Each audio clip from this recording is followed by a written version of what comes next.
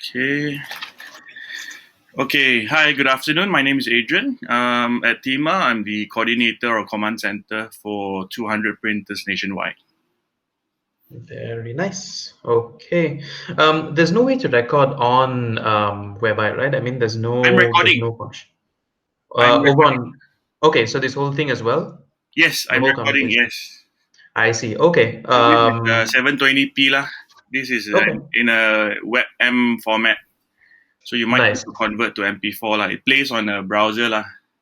Yeah, that's more than enough. That's more Yeah. than enough. Yeah, and then just send me the WAV file that you're having on your Zoom as well, and then I'll just patch it together. That should be more Yeah. than enough. Yeah. Yeah, that's nice. Thanks for offering that, by the way, because we've had like so many phoner interviews over the last 2 months because of like social distancing and stuff. So Yeah. all the interviews just sound like they're over the phone. It'll be nice to have something clear, lah. Something with like proper audio. The Audio Technica microphones for USB, I checked with some of the suppliers. They're all sold out because Yeah. it's crazy. It's really crazy. Yeah, I wanted to get one for myself as well, the USB one, because it's super simple. I don't have to patch anything in. Yes. But yeah, there's no stock. There's no stock for any of those. Actually, I got a China. So it's after the ATK 2020. There's a model Mm-hmm. called K670. Very Mm-hmm. funny name lah. It goes by the name of Fifine or something like. It's a knockoff, but it's also Yeah. $200. So I got that one.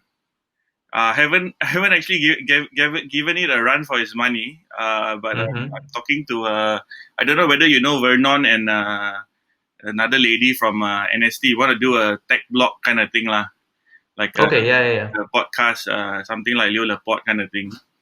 Uh, Like a webinar kind of thing. More like a daily kind of tech show kind of thing.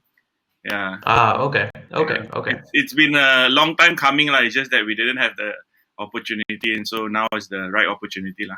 Yeah, Now's the best time, lah. yeah. Yeah, Now's yeah. the best time. Okay. Okay, so if you're fine, we can jump straight to the first question. We can just kick Sure, this off and see where it goes. sure. Yeah, so I think a good way to start would be for you to tell us, like, a bit about TeaMa Face Shield. Like, you saw that there was a need for more masks, and you decided to help out. What is that process like? Because it sounds like you literally mobilized overnight, when you knew that there was a lack of face shields. Yeah. So, good day, everyone. My name's Adrian, and so just the background on TeaMa. TeaMa actually stands for Team Malaysia. We actually got the name from a US Discord 3D printing group. Mm-hmm. So it's based in US and all over the world. So we actually posted our design based on the 3D. Um, I think it's pronounced Verston design. There's another design which is by PRUSA, which people call Pursa. And so on this Discord channel, we actually presented our design, which is version 2, revision 5, the latest one, which is sort of approved by Dr. Victor from UMC or PPUM. And so the Mm-hmm. name came out from someone in US because we didn't know what name to give ourselves. And so it's called TeaMa Face Shields. And so we started off a day after MCO or a day before, and so everybody was trying to make sense out of it, and there were videos going around WhatsApp and stuff where the frontliners were actually using plastic bags. And so I think prior to that, a week or so, some of my friends on Facebook were already looking at printing, especially the 3D printing community. They were actually looking at how to actually help the frontliners already, even before our MCO. And Mm-hmm. so it was already some sharing going on, and then I was like, I wasn't into 3D printing at all. And so a friend of mine, Faiz, came up and said, do you want to help us, and do you want to form a loose team? And so that's how it started. And today, after 30 over days, we have 200 printer owners nationwide. Mm-hmm. That has about 300 printers. So we're still running printouts till today. Mm-hmm. We've done more than 600 kilos of filaments. That's a Mm-hmm. lot for any printer, for that matter. And so, Yeah. yeah. And so today, I'm proud to announce that we are 100% charity. I think that's something that is unheard of. So we've actually modeled TeaMa Face Shield to be 100% charity, where there's a box for just for filaments, prototyping, and logistics. And then another box will be 100% volunteer. So it's very clean cut. Okay, okay. I wanted to ask you about like approvals and stuff because I know getting like government approvals for these masks is Yeah, difficult. So you're making these for low risk wards instead of right. first, so that the more stringent masks can be used for like the COVID-19 treatment zones.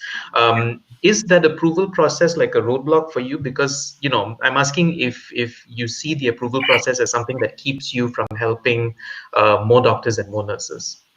So when we had the first evening where we printed about five, we were printing on the 3D printers, and we were printing on the we were cutting on the CNC cutters, which was under Marika at Publica. And so we had two samples, I think about five face shields frames, right? And so these were sent out to Dr. Adiba from UMC, and the next morning to Dr. Victor, also from UMC. At the same time, I think a guy by the name of Cheng Ho wanted to get Malaysian Devices Authority to get approvals.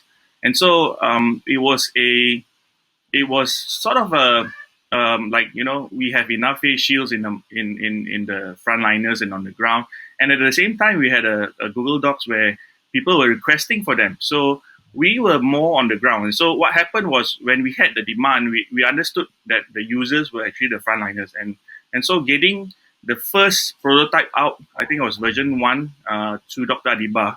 I can still remember this very clearly. We had a runner by the name of Zach. We actually went to Dr. Adiba's house at 11:30 at night because he picked up the first face shield from Novice in Cyberjaya and sent it all the way to Dr. Adiba's house for her to test. I can remember, not in verbatim, but she said that very light. Please get it tested by the Muslim ladies with tudong, right?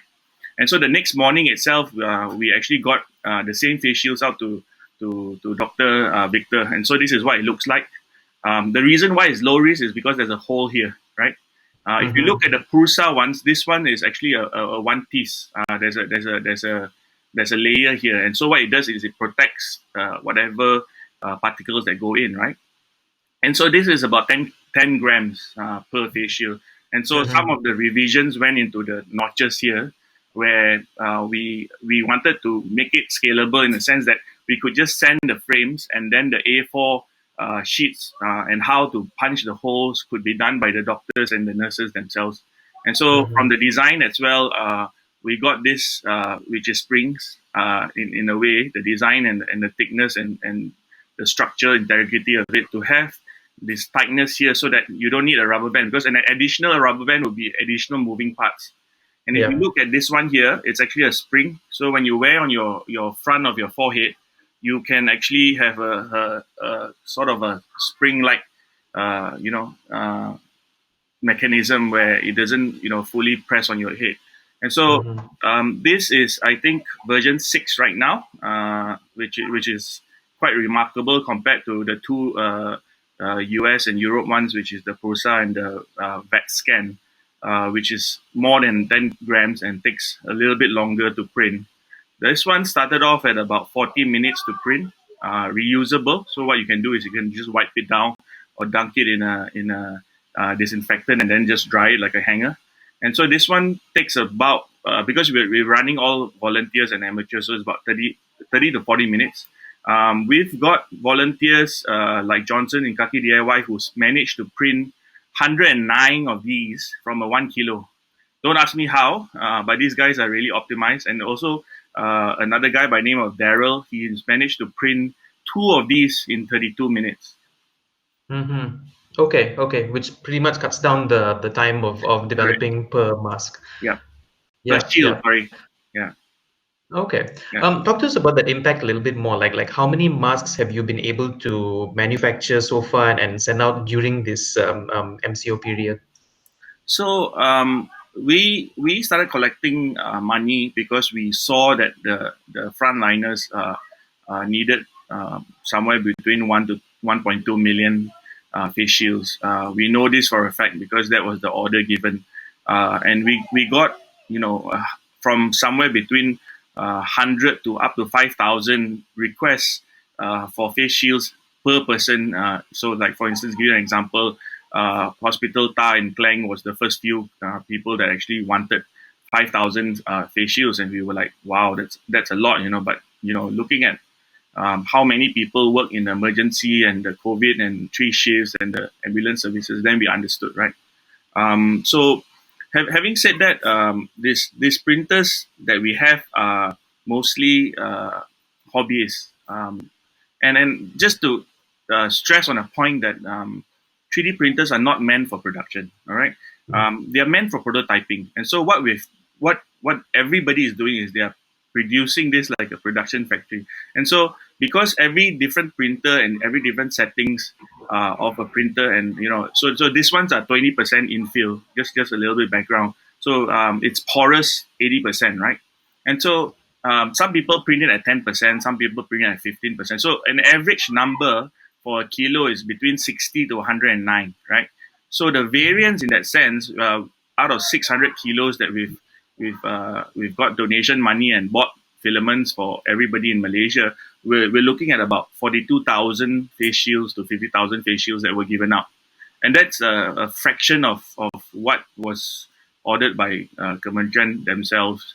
So, then again, we are not the only group that is doing it. There are a lot of volunteers, a lot of Malaysians, which I always tell people we are very proud to be Malaysian because of three things.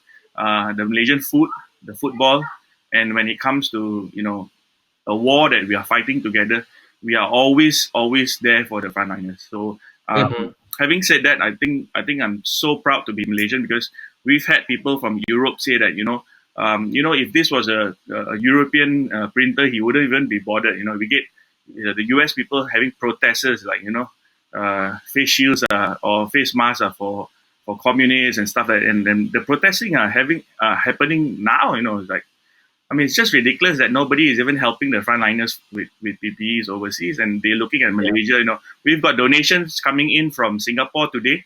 A Singapore company by the name of Ingbo has actually donated 78 kilos of filaments. So we're working that out, getting it to Malaysia. The Berlin group in Germany has also donated to us very kindly because of what we are doing. So far and white Malaysians are just so nice. And we always band together when it's either football, badminton, or food, right? Yeah, for sure. I actually wanted you to expand on that momentum a bit more because, like, as you mentioned, you were able to collect a decent amount of donations within that first week to keep your operations going. But how has that momentum been so far? Like over the weeks after the MCO has extended and stuff. Like, is it increasing, decreasing? Like, are you able to gather enough funding to keep making enough masks? It's actually a good question. We actually collected almost 70,000 ringgit, and filaments have become a commodity. They started off at 55 ringgit per kilo. It's gone up to about 88 now per kilo, which is a lot. Nobody in the sane mind would buy at 90 ringgit per kilo. It's gone up tremendously. Again, we were not there to flatten the curve. We were there to break the chain. And so doing face shields were breaking the chain.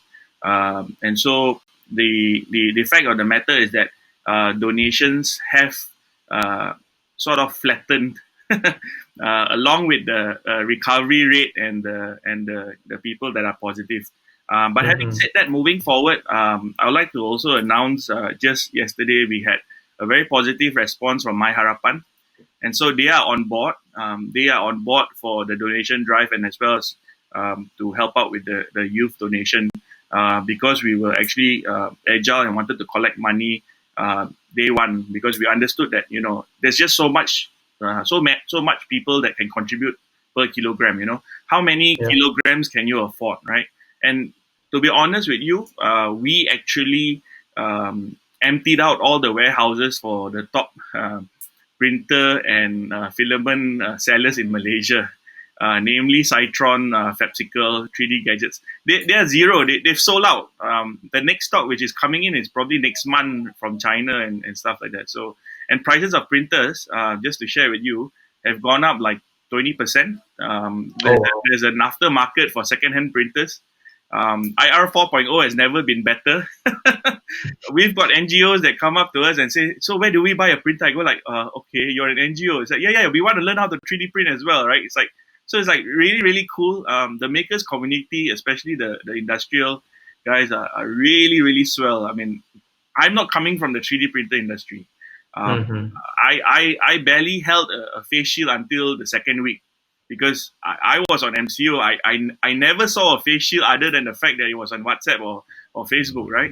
And so Yeah. having held a face shield and so we got multiple colors. We had I think a pink that was featured on TV3 yesterday. Sorry, just naming where it was there. And so we realized that after MCO and after this, they probably keep this for a souvenir because this is something that save lives, right? And so Yeah. yeah, and so I think today I think we still had about five different requests from immigrations to bomber to police to even the army that they were requesting. So it's just amazing how everybody just I mean, so we decided day one that we didn't want to sell it because this one, if I'm not mistaken, the cost of it in 10 grams, if you divide by 55 ringgit or 88 ringgit, comes down to about 120 to 150 ringgit, just this piece. And so Mm. um, it was a collective decision among us that we didn't want to sell it because we didn't want to make it a commodity. Yeah. We could have started selling this, and made the money and then, channel it back to ingredients. But I think the team decided, again, I've never met my team. Everybody is a volunteer. Everybody just stepped up. And so everybody said that this shouldn't be a commodity. And so we Mm-hmm. stuck by it till today. And so the printers are still doing it today. We have I just mentioned names. We have Adlina in Kuantan. We have Edham in Sabah. We've got Jeffrey in Sarawak. Down south we've got Boon Keng. Up north we've got KH Teo. In Kelantan we have Young. So these are the team leaders that are connected to both the doctors and the runners. So every time there's a bottleneck and there's a problem to be solved, and that's when I come and the team basically just untangles all the knots and just gets things done. And so I would like to also thank Dr. Murali from the National Cancer Society because they have offered us a letter to actually move around during the MCO. I'd like to also thank Dr. Nirmala from UMMC and Dr. Victor. Dr. Victor was the second guy in Malaysia. He was the PPA expert. He actually looks at all the PPAs that come into Malaysia. And he was the Mm-hmm. guy that actually issued a letter and stuck his neck out for us to say that this is something low risk, this is something that is needed, and this is something that can be used. And so without that, I think answering your first question, I think without that, a lot of people would have been like, do we need to sanitize? Do we need to, that kind of, what if, kind. But having said that, moving forward, I think we've done more than this. We have a bubble box, which is an incubation box. I think you've seen all those square boxes with the hands that go in. Yeah. We have prototype up to 5 boxes. We've never pushed out in the thousands, but I know people who have pushed out in the thousands, and a lot of volunteer groups actually made those boxes. And so we have the intubation box, which Dr. Amma, which is now a very close colleague, working on the front, who is a clinical physician with Sungai Buloh Emergency Center. And so what we've done with the bubble box, which where you put your hands in, there is a negative pressure pump, which is similar to an exhaust fan.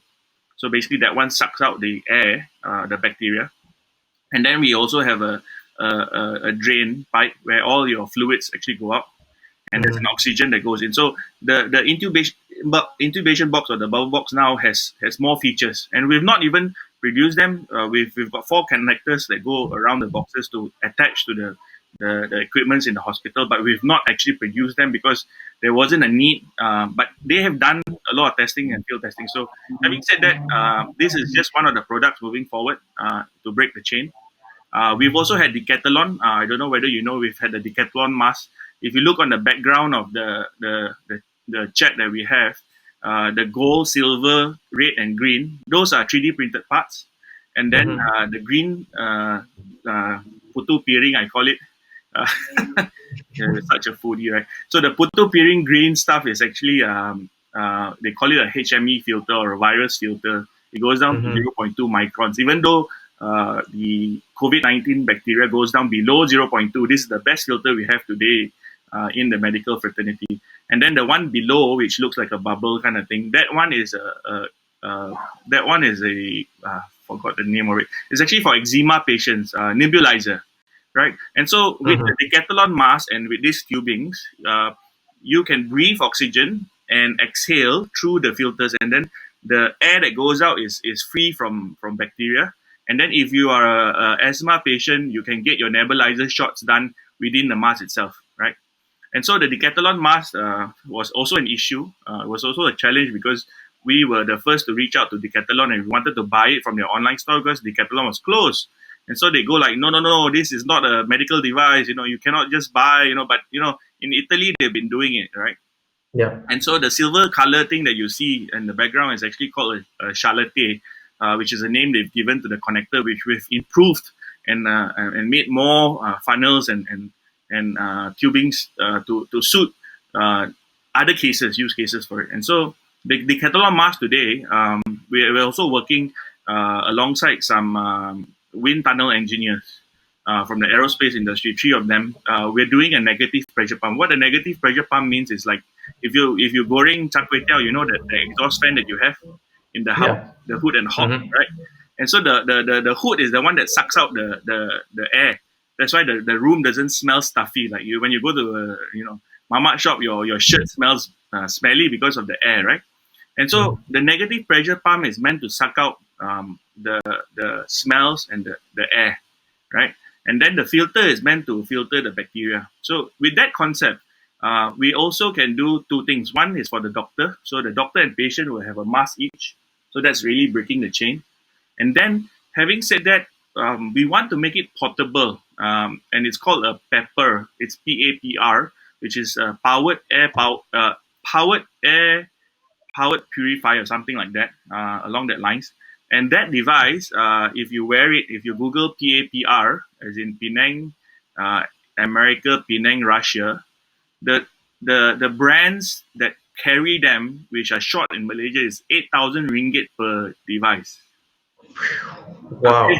The Decathlon mask, if I'm not mistaken, goes for 150 ringgit. The tubings is about 40 grams, so you can divide how much and the time taken. And Mm-hmm. then the rest of the tubings are just stuff that you can buy from a computer shop in terms of the fan, and then the filter is ready available. And so now you've got a product which is less than 300 ringgit that does almost the same thing. But again, we're still in R&D. There's a lot of things that needs to be done. Whenever we get something out, we will push it to Dr. Victor and Dr. Amma for them to field test it because they do field testing, like, for example, emergency. So they rush doing things, they pull out the stuff. And so the Decathlon mask and the connectors are now printed on another material called PETG. Mm-hmm. These ones are printed on PLA. It's just some form of plastic lah. Yeah. So we have the Legos, the Legos. Those are made by ABS, hard plastic. These are Mm-hmm. PLAs, very soft, right? The PETGs are like rubber, like a handphone casing. Mm-hmm. Yeah, those kind of stuff. Yeah. Oops, sorry about that. No Yeah. problem. And so office is calling. And so and so yeah, just like to mention a big thank you to System Consultancy Services for allowing me to actually do this full time because of the intention and the what you call nawaitu of the boss, which allowed me to do this. If I finish my work, I can actually do this in command center. So it was like 20-hour work days, worse than the office. Mm-hmm. I think with this MCU, a lot of people are working harder than actually in the office because you realize that Yes. the time difference between getting from your sarong to your sarong again is the same because see, It's a lot longer. Yeah. a lot days are so much longer. And so It's yeah, so much longer.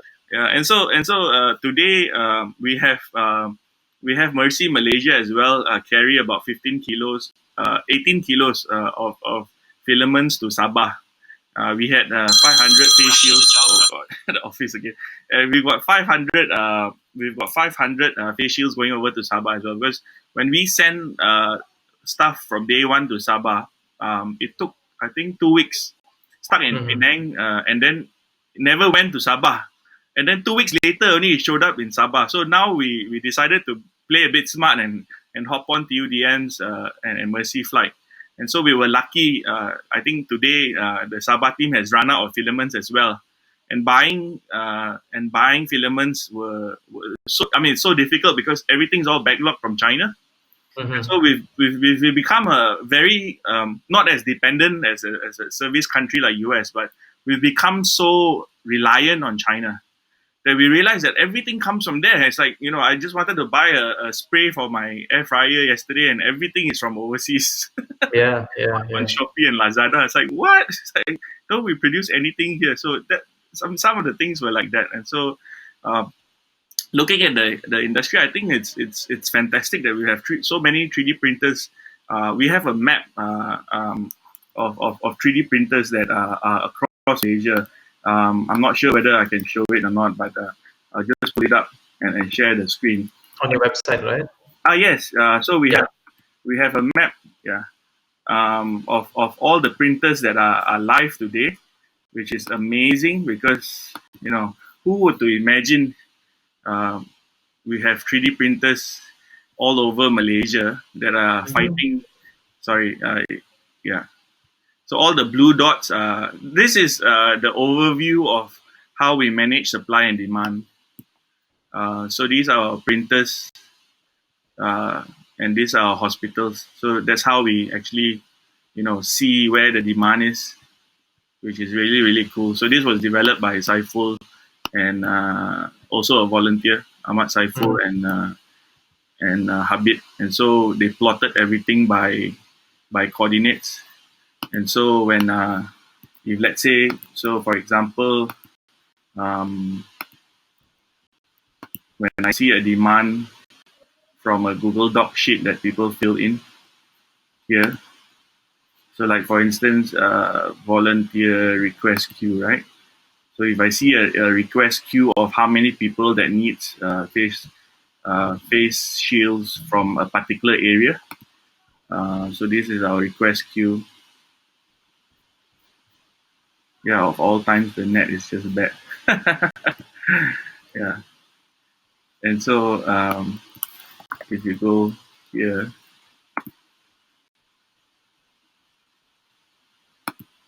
yeah, so this is we've got 600 uh, or less because some people I think they click on request twice, so sometimes you get two requests from the same name. But this is Mm-hmm. the Google Docs that we actually keep track. So as you can see, as of today, we've actually fulfilled almost close to 600 unique. Yeah, here we go. Uh, Yeah, yeah, yeah. yeah, so all the way from yeah, basically all walks of life, lah. From doctors to police to the CID to the fire brigades to the ENTs. Mm-hmm. And so we are no favor, no color, no race kind of thing.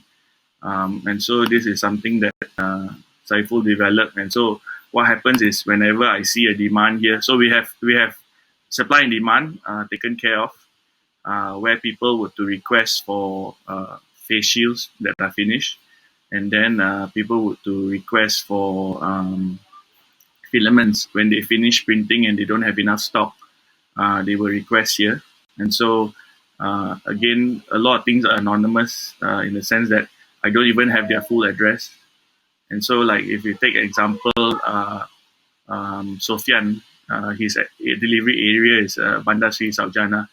And so, if I go into my system here and key in, so this is the command center part lah. So I key in Sofian, and all I see is a coordinate here, right? And so what happens is the coordinate allows me to send a guy to send stuff over to him in terms of the filaments. Mm-hmm. Anyone with a 3D printer can help produce these Yeah. masks. But is there an approval process on your side, like from the command center? Like, do printers have to meet certain guidelines before they can start contributing? So how do I put it? It's like riding a bike or driving a car. Um, Mm. you can hop in and hop off a car as long as it's automatic, or as long as it's a stick, right?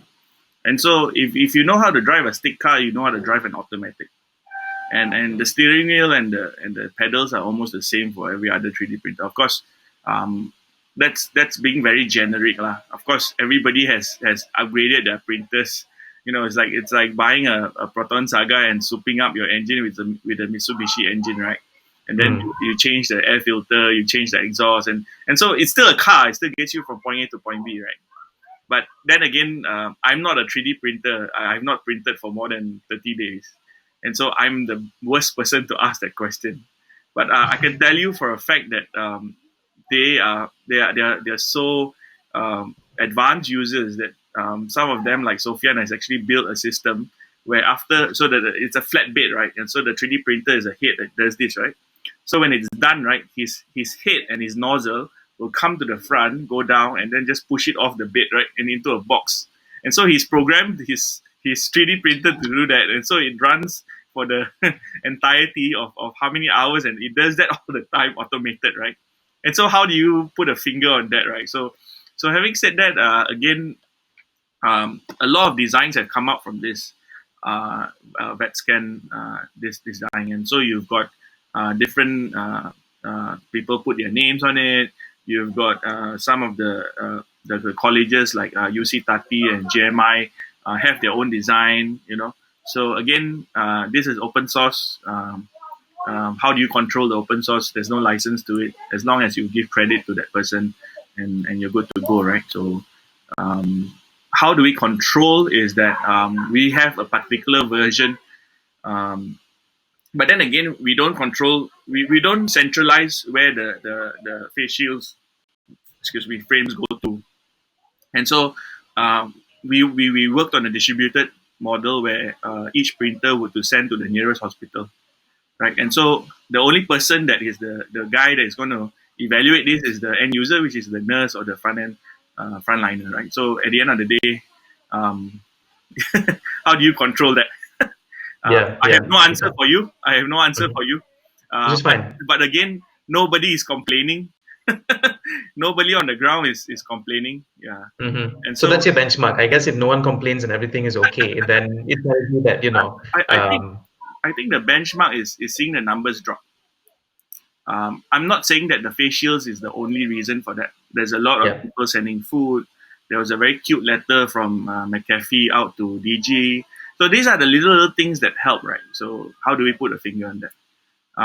The screen here is actually the Discord group that we were on, or for that matter, I was the only one that was looking out at the. So there's even this really cool bunny signs thing, which was done by a anesthetologist by the name of. So he's done this suit. This guy. Guy who in the US has done a bunny. Yeah, there you go. He's done a really toilet paper, not toilet paper, but a plastic bag with a filter. Mm-hmm. And this one is pepper, P-A-P-U-R, pepper, A-P-R. Yeah. And so this replaces the N97, N95 mask. There's a frame which is red. And then there's a PC fan, the CPU fan, last time on the PC one. And then it goes out to the same HME filter, which is, they call it a viral filter. And so this guy calls this bunny signs. Go figure why it's called bunny sign, because it looks like a bunny, maybe, I'm not sure. But amazing stuff you see people on the ground do. He's actually a doctor that does anesthetic. And so he's done videos and he's improved this design, and so they're talking about it. They're going like, is this NIH approved? How do we get this approved? And so everybody and every other country is shortage in terms of PPEs, and so beggars can't be choosers, right? So they're just innovating. I mean, it's just fantastic to see the medical, like, so I'll give you an example. Dr. Amma, we took some of the donation money and bought him a printer, and Dr. Zulhilmi as well for Kota Baru. And so what this does is it reduces the last mile, because being in e-commerce, the last mile is always crucial, right? You can have printers all over Malaysia, but getting it through MCO and the police roadblocks to the hospitals is zero, right? So what do? You bring the printers to the hospital, lah, right? And so they are printing face shields, and then when they do prototyping, they're printing whatever they want. And so when they Mm-hmm. prototype, they go like, oh yeah, so this is the bunny signs hello. It's like a Xbox game. It looks Yeah. it looks like a standard 6 project, but I can tell you, this is what I'll be wearing when I go for my holiday in London next year. Yeah, I mean, we probably have to at this point. Yeah, and so how do you protect yourself, right? Unless you Yeah, look like a yeah. bunny, right? So that's the red color stuff. That's the The fan band. above the blue. It's like a PC fan, It's like I think a 40 mm, 20 mm fan, and it runs Mm-hmm. off a power bank. And this guy was wearing it for 11 hours in surgery, Oh, wow. Okay. and these are all 3D printed. Yeah, Impressive, man. I mean, like super, super impressive. yeah. I mean, Yeah. I think there's a saying that goes, "Necessity is a mother of invention," right? So, Mention, yeah. and so you get these guys doing crazy stuff, lah. Because they don't have PPEs, right? They have no choice. Yeah, yeah, yeah. So, Desperation, right? At yeah, some yeah, yeah. point. It's Mm, also desperation, lah. And then yeah. in the US, a lot of people are not wanting to go and work, even Mm, your healthcare workers, because they're not protected. mm, Yeah. And so one of the reasons and the Nawaitu and the intention why we started this is because we had some friends who had wives who go out on the field and come home to their kids and families. Right, I've got doctor friends whose husband is a surgeon in UMC, and how they disinfect. No kids go in his car. Come mm. home stripped down. There's a box for his clothes. There's a box for his wallet and keys. Everything gets sanitized. He comes home. He doesn't hug anybody. He goes straight to the toilet. It's like you. The last thing you want is a stressed out healthcare worker with depression and nobody to turn to. So I mean, so what do we do as keyboard warriors, right? We enable all our printers. We work and we start printing stuff and sending them out to the field, lah, right? That's the best we can do, lah. Yeah. You mentioned something else just now that's quite interesting. You said that you were given the leeway, or you're given the allowance to do this 24/7 or however long you want, which is like very sort of like liberating for you, and it's very freeing for you. But the thing is, like, people have a lot more time now with Yes. the MCO, because of the MCO. But when it lifts, like, everyone will go back to work. They might not be able to produce as many masks per day, but the biggest problem is COVID-19 may not completely disappear until we find a vaccine. So that's going to still linger around. It will still be in the air. Infections might go up, might come down. So is that going to be like an issue for you, for the collective? Like how are you going to tackle the timing issue once the MCO lifts and people need to go back to work? I think we have a withdrawal effect, lah. Like people smoking and stuff. Mm, Okay. Having said that, again, I'd like to stress that the 3D printers are meant for prototyping. They are not meant for production. yep. And so the production guys, just to give you an example, like Dr. Farid from GMI, good friend of ours, he has been churning out 3,000 face shields a day with injection molding, right? And so that is, and then he just got a donation from I think Petronas Chemical for ingredients. Look Hmm. at the kilograms of ingredients that go into the injection molding. So we've got people that are far greater in terms of production capacity, right? And so again, I'd like to stress is that the 3D printers are merely for prototyping. They are not meant for things like this. So you look at this video, right? It's like spitting out face shields every 2 seconds, right? Yeah, yeah. And so and this when these machines came online, of course the mold takes about a week to do. We've got UC Tati in Terengganu do this. So Terengganu is basically safe in the sense that they're only working 8 hour shifts and producing like almost 2,000. If you do Mm, a 3 shift thing, see, it's like spitting, really literally spitting out face shields, right? But then again, you've got logistical challenges in that sense. But at 3,000 units a day, to reach 1.2 million healthcare, because we've got about 60 hospitals with about 100 healthcare workers on the front end, which is, and this 100 is just the minimum, because you've got 30 people from each department: ambulance services, COVID, and emergency, right? So you've got 90 people at any given time at 3 shifts. So you need 300. So that's why we were looking at numbers. Why is it 100 and 300? Because they were reusing it. So having said that, we are only protecting the 60 hospitals. We've got 408 hospitals and clinic kesihatan all across Malaysia, right? Each of them will at least have about 500 to 1,000 people. If you do the math, right, we don't have enough. We don't have enough face shields, and not everybody knows that these face shields are reusable. So this week's agenda is to engage people like Daphne Eiking, Vince, and Jenny to actually do a PSA to actually tell people that these face shields are reusable. You can actually, because a lot of people they don't know how to differentiate these ones from the sponge ones, and the ones that are being made with the tape and stuff like that. So to answer your question, I think when these machines come online more, and they have at least 14 of these machines or 10 of these machines. These are mostly in the TVET and the universities and the colleges. They have these machines, but again, material, if you don't have a donation, it's going to be expensive, right? So how do you get ingredients? So once these machines come online, the 3D printers will be still there. That's why we're still raising funds with My Harapan to further break the chain, because you never know, another group might spike out from the Sri Kembangan cluster somewhere. And when that happens, then you suddenly realize, oh, we've been complacent and we've not been printing any more 3D face shields, right?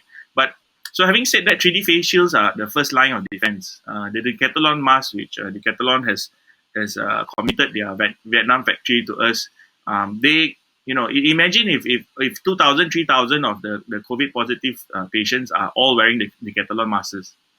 Nobody gets any bacteria in their face and in their mouths and ears and nose, and that's breaking the chain even more. And imagine if we can get another 60 times 300 or 400 hospitals times 300 masks into the hands of ambulance services. Actually, the ambulance services are the ones that are most critical, because they go out and they pick up the positive patients, right? And so what happens when the frontliners go down? You and I are not doctors. You and I cannot go and heal someone with COVID and cannot heal some frontliner with COVID. So what do we do, right? What do we do? And so it's a very gray line, just to reiterate the fact that you asked in terms of approvals, right? We, as in me and my wife, Zaini, we stuck our neck out with the Sdn Bhd when we were raising funds.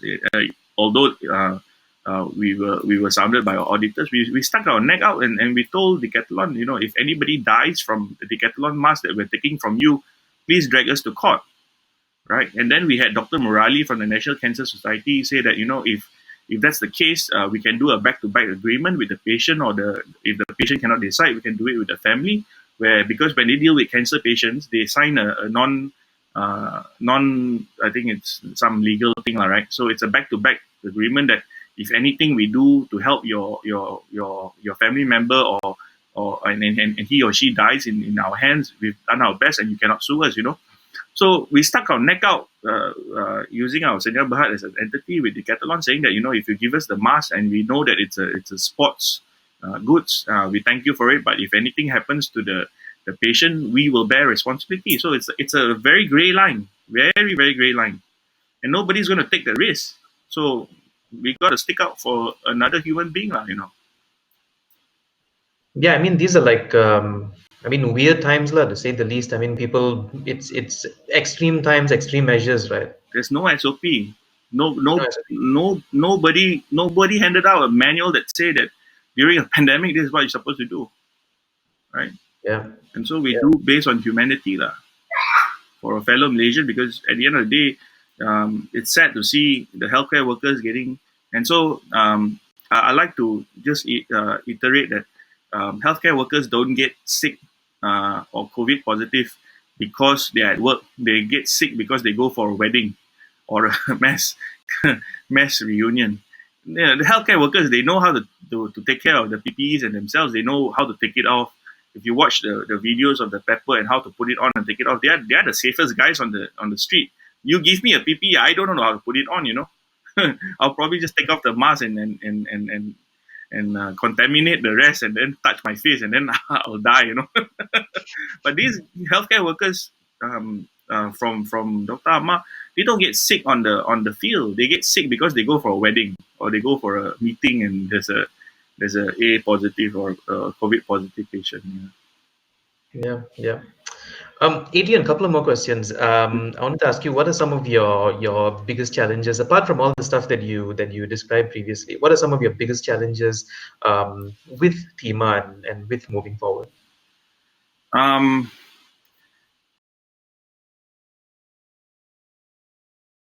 4 or 5 divorces with regards to people starting day one. Working with people is working with people that you've never worked before on coordinating this.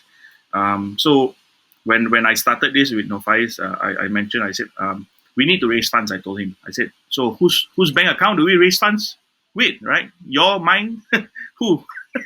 And so I started raising funds on the Senyam Berhad, which my wife is 100%. And so when the money was in and the demand was about 7,000, that was, I think, the day two.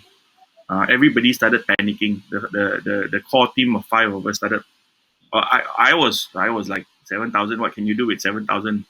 You can't even buy 100 kilos. And so they wanted to stop funding. I've been a professional beggar with the Turtle Conservation Society of Malaysia, an NGO, and I call myself a professional beggar because it's so hard to get corporate funding these days. I think as an entity that does advertising like BFM also, we're all facing that challenge today, to get advertisers and funding. And so I was so against them stopping the funding because we were the only hope. The first phone call that I had was a Dr. Fiona, and she said, "Adrian, can you raise an invoice?" I said, "Raise an invoice for what?" And that was like having my phone on the toilet wall, because everybody had my number somehow or another, and it was just being passed around. So um, it was very heart wrenching to know that we were doing, and we were the only people's hope. Second guy that came up to me was an elderly couple. Can't remember whether he or she. He says, 3 of my kids, my son-in-law, my daughter-in-law, and my daughter are all doctors. You realize that because most of doctors in the family become doctors. Oh, they marry another doctor. And so, yeah, and he goes like, here's 500 ringgit. Um, make full use of it. Please protect the frontliners because my daughter and my in-laws, 3 of them, are fighting this. Please help me fight this together. And to me, it was like, geez, it's 500 ringgit. It's a lot of money. And we're living in very uncertain times where, people are half salary, losing their jobs. Frontliners like the little lady selling nasi lemak and goreng pisang, they don't know what their future holds, right? And so, having said that, it was so heartbreaking that to know that the core team wanted to stop funding. So that was the biggest issue. And then having run a few startups, I realized that we needed to validate the product. Validate the product with the likes of Dr. Victor, the likes of Dr. Adiba, and Dr. Nimala was really a light, was really a beacon of light. With all the negativity going around, like, oh, is this sanitized? Can we do this in our homes? Can we send this out? All the hate lah. And Dr. Nimala, not in verbatim, said that, Adrian, we have a team. If you like to bounce off any ideas, very polite. She was the most outreach person, and she does policies with UMNC, PPUM. And so she was like, if at all you need your devices or whatever you're doing, someone to help advise, please reach out to me.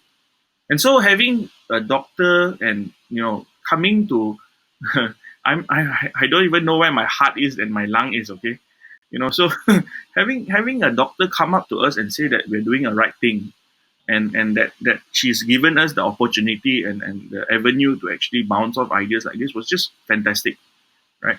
And so how do we go forth from there, right? And so we engaged, and so at 11, 12 o'clock, we got the fish shield frames printed and pushed out to the first Dr. Adiba, and the next day Dr. Victor to have a review lah, and so they said, rubber band cannot be here. This one was an issue because this one was pointing forward or pointing just here. So when you put the paper here, it will come off. I'm sorry, the A4 will come off. So he says, why don't you put it L shaped like this, so that when you put the paper in, it will hook, right? So these are feedback. Um, Sorry, just checking whether I have enough SD card. So these are the things that we needed on the ground, which is the what you call the first user or the buyer to have a buy-in and to have validation, Yeah. Okay. So I think a good way to cap this interview would be to talk about what's next, because I've been asking this to like everyone who I've interviewed over the last month. How do you plan to move forward? With what you're doing. Once we're on the road to recovery, and I ask this because it's a new normal for all of us. Like nothing is concrete, and Yeah. the future is like more vague now than it ever was before, right? Yeah. So I'm interested to know, like, what's the long term plan? Like was TeaMa even meant to be a long term thing?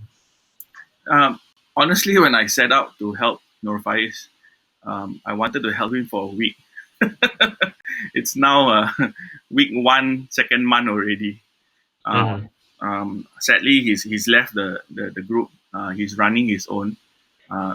So having said that, I think moving forward, health tech is something that is much needed.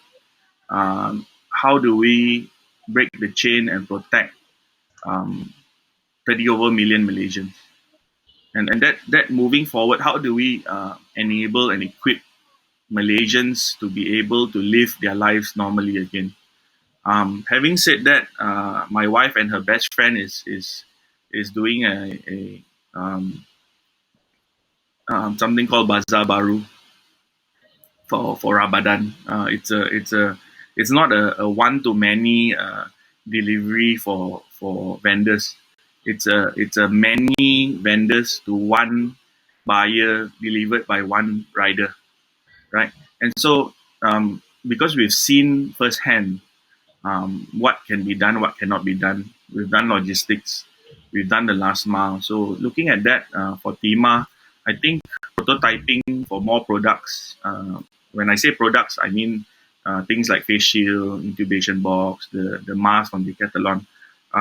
Having more products and maybe legalizing it under My Harapan and partners with my Mercy and TUDM for logistics across to Sabah Sarawak. I think moving forward, I think that needs to be ironed out and in place. How do we get the not just the frontliners and all Malaysians to have a face shield, right? How do we get that? We've written letters to mostly. We've done calculations and projections for 60 hospitals with 100 healthcare workers each, which is just 6,000 actually. And then having them have to recycle and reuse the face shields. We were looking at 12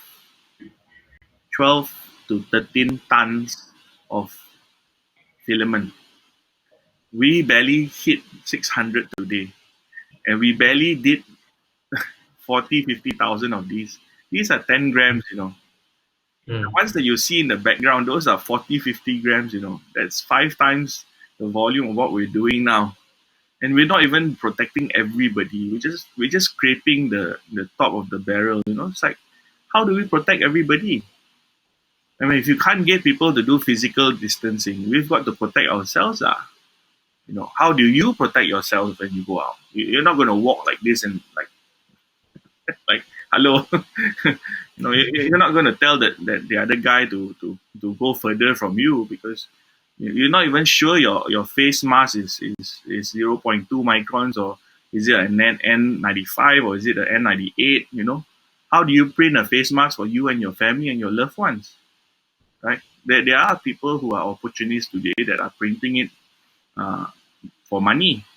I've seen, they've messaged me, they've posted on the group, which I've deleted, selling a family 2+2, two adults, two kids, So, it's just amazing how the market finds its level, right? And so, how do we do that for the 30 over million population?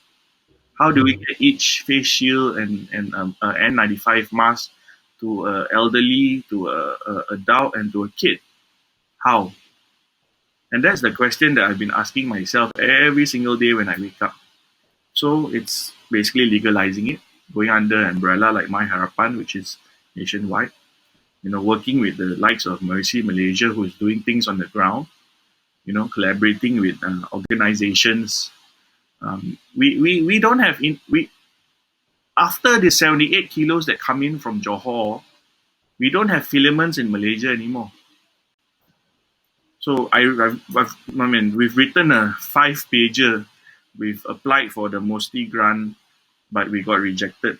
How do we get 12 to 13 tons of filament into Malaysia? And if we don't get these 12 tons, how do we protect our frontliners? Yeah, yeah. So a little bit sad of an ending, lah, but that's the reality of it, because we only have, I think, 2 weeks of PPEs available before we run out.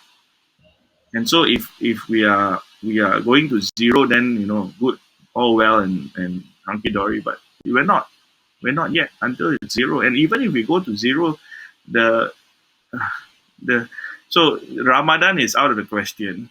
All the bazaars and how we used to buy food, out of the question. Raya is going to be a Chinese New Year that Wuhan celebrated. 6 months from now, a year from now, I'm not going to go to a holiday. It's crazy. I'm not even thinking of going on my house, man. So how much of that are we going to be the new Malaysia? Of course, I'm very hopeful that I can wear a bunny shield hello and start walking around lah. I'll print one for you and your family as well lah. Yeah, but using donors' funds and the rakyat's money, I think um, we need to do something lah. We need to do something, and this is moving forward lah, breaking the chain, making sure the chain is broken and never connected again. I mean, we've had fantastic SOPs. I'm so amazed that the foreigners coming to Malaysia and thinking that we still live on coconut trees realize that our SOPs for healthcare is so stringent. I've got buddies in the CID that are working with the telcos to finding the Sri Petaling cluster and how they find it using cellular. It's just amazing how Malaysians are so innovative. It's just amazing. Yeah. Yeah. So I think, I mean, yeah, go on. yeah, I think I call it a sprint for a very long marathon. And so I hope I don't get burnt out, and I hope the funds don't stop coming in so that we can break the chain for the frontliners.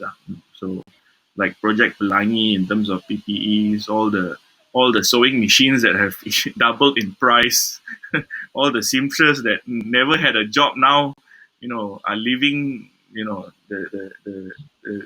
the life of their dreams because they're helping the frontliners. It's just amazing seeing people come together.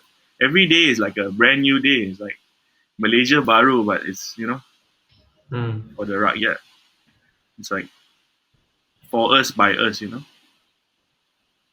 I mean, I hope you don't get burnout as well. I mean, I hope you find solutions to what you're doing. It sounds tough. It sounds tough. It sounds like it's a long haul thing. But I don't know. We've a lot of people around the world seem to have overcome a lot over the last 2 months. People are doing things that we wouldn't have even thought about or imagined like 2 months ago. So I don't know. I'm hoping for the best. I'm wishing you like all the luck Thank you very for much. you to find solutions to what you're doing. And I think what you're doing is amazing. And yeah, stay safe, Adrian, and thanks so much for doing this. Yeah, welcome. Just like to add, the printers, right? Which a lot of people don't realize, it's about 200 to 250 watts each. And some of them have about 8 to 10 printers at home, and they're Hmm. running it 24/7. That's right, running two irons 24/7. And if you run so much, right, I don't think you even get 5% off by PNB. And so everybody is going to be crying at the end of this month when they see the electricity bill. I don't know whether that's something we can actually engage mostly and ask them to waive off the volunteers' electricity bill. Of course, we'll minus the refrigerator and the iron, Yeah. I mean, it's worth trying. Who knows? We've got like stimulus packages coming out. Like you said, we've handled this. I'm surprised at how well Malaysia has handled this. Tap on wood.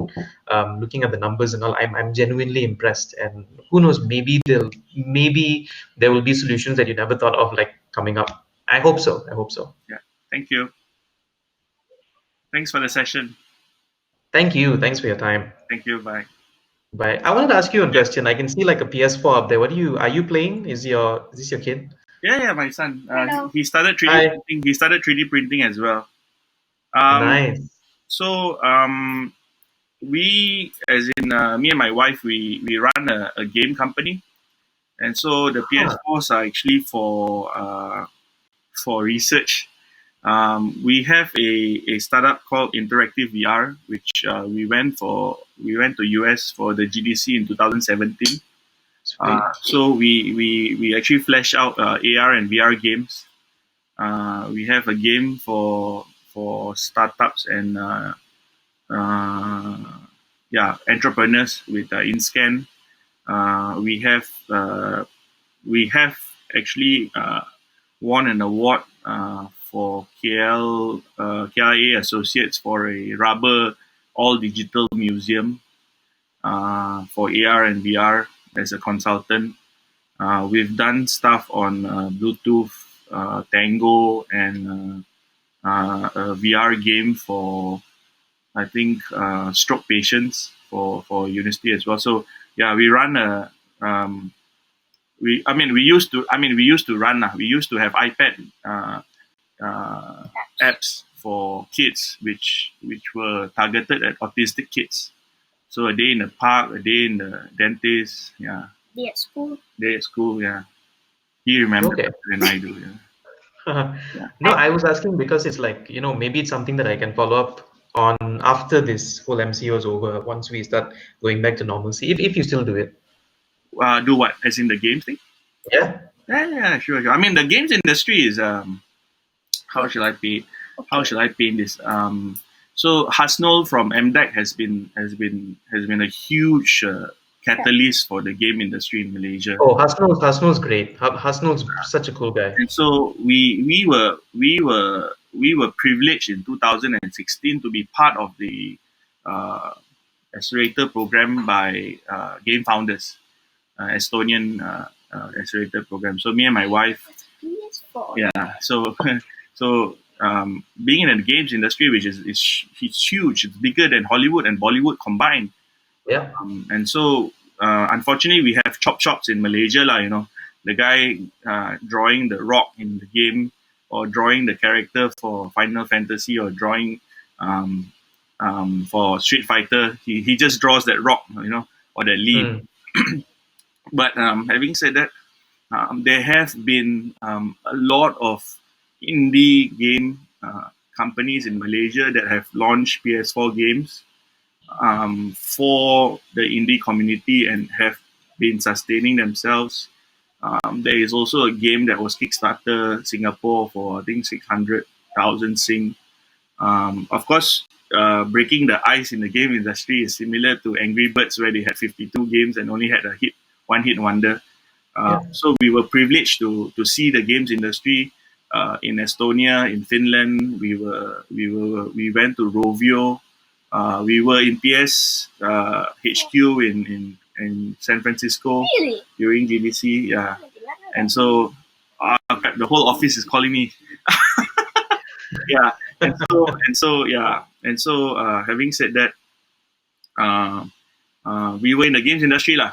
We still are. It's just that a little bit more slowed down lah. We're doing B2B lah, not B2C lah. Okay. So we're still in touch with the likes of. So some of our mentors, they earn 10,000 US dollars a year because they do casino games. Another mentor who is Noah. Noah is the guy that was the head of Google's games. So we're still in touch with them. And then another guy from who's now with Facebook VR, Oculus. He was the creator of what's that game from Microsoft one. So we're in touch lah. Age of Empire, which is still played today. Yeah. And then there's also this guy that does Mud Games, the creator of Mud Games. So these are the mentors that we were privileged to be friends with lah. Right? And so he's a huge gamer. Of course, Love games. how do you? I mean, the nice topic to do is how do you get a 12-year-old to prepare him for a job that doesn't exist? What Yes. MCO? Yeah. Yes. I mean, yeah. Yeah. How do you get content creators? How do you get innovators? Things like that lah. Yeah, for sure. I mean, we can follow up on that once stuff settles down, and Sure. we're not all talking about COVID and pandemics and stuff. We can go back to some sort of like news about technology and all. Yeah, we'll keep in touch. We'll keep in touch. John, the guy that connected me with your colleague, is actually the son and him are scout buddies. Scout. Okay. And John. Min. Oh, Min. So John they, Yap, right? and so my kids are homeschooled. They don't go to school. No So school. the last 40 days has been like awesome for them because Yeah. they don't have to go out. No. They're so happy that they don't have to go out. They were like praying like, can we stay home? Can we stay home? So they got their wish lah. Very different lah. Yeah. Very different. It is very different. Different approaches. Different times ahead lah. Very. Yeah, for sure. We'll follow up. We'll definitely talk about a lot of other things. And You have my yeah, number. man. You have my number. Yeah, I've got your number. I'll let you know when this is going to air as well. Most probably next Tuesday. For now, it's scheduled for then. And yeah, if anything else, I'll just nudge you or send you a message and get in touch. Unfortunately, the video for Whereby is in 3 pieces now because Sure. yeah. So you just use whatever you want. I'll upload it to Google Drive lah. Yeah, Google Drive or WeTransfer is way easy actually. Sorry, WeTransfer. WeTransfer. Yeah, just send me the WAV file and the WAV file and the video WeTransfer. Then we call TeaMa. That should be it. Okay.